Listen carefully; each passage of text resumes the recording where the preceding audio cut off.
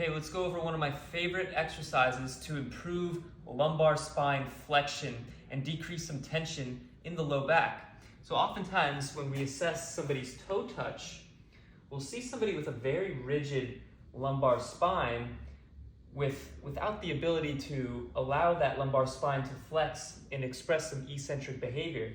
So maybe their toe touch will look like this, and then there's just some rounding at the thoracic spine, and this low back is not able to decompress and fully flex.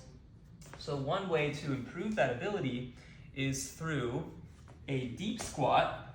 So here's how we'll set up the deep squat to be more suited for lumbar spine mobility and less about hip mobility. So we're gonna set up against a squat rack, and I want a very narrow stance, so feet together, because most people don't have enough hip flexion to be able to do this, so their lumbar spine is gonna round much earlier.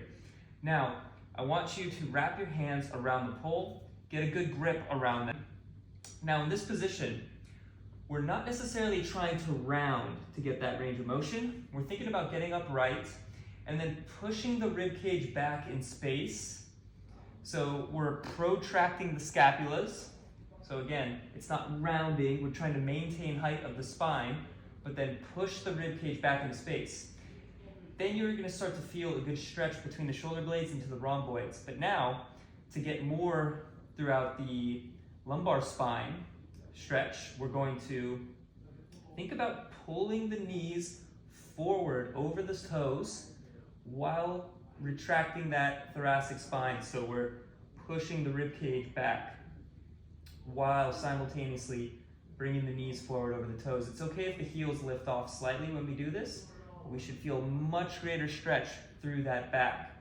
And in this position, we could just take some deep inhales and exhales. Breathing into the back, feel that tissue expand.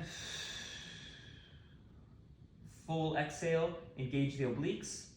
Now, if we have a tighter spine on one side, what we could do is shift one knee forward. And now this is going to bring more of a stretch into my right leg. So if I have my left knee shifted forward, my right leg goes back. This brings my right leg into more hip flexion, which, since I've already run out of space into hip flexion, it posteriorly tilts my pelvis even more on the right side. So again, I can hang out here, inhale, exhale. I could go to the other side. Now I get more stretch through the left low back. So I could spend time here, 30 to 60 seconds, or I could kind of just walk back and forth.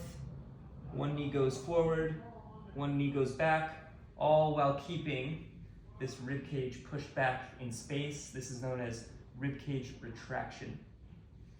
Okay, so after spending anywhere from 30 to 60, maybe even 90 seconds there, we can stand up, we can walk around, and retest the toe touch. Should feel much more comfortable in the low back.